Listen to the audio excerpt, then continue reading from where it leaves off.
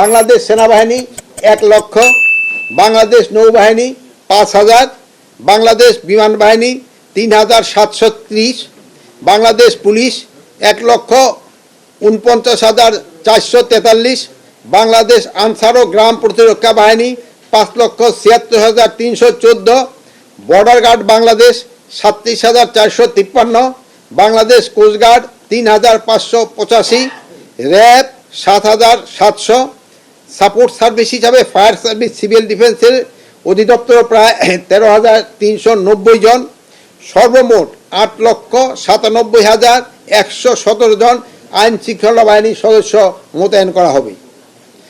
আসন্ন জাতীয় সংসদ নির্বাচনে ভোট কেন্দ্রের সংখ্যা হবে 42,761টি।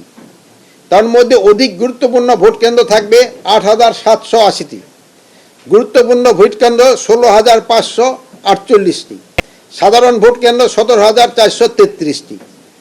পুলিশ সদস্য কর্তৃক অধিক গুরুত্বপূর্ণ এবং গুরুত্বপূর্ণ ভোট কেন্দ্রে 25,000 বডি ওয়ার্ন ক্যামেরা ব্যবহার করবে।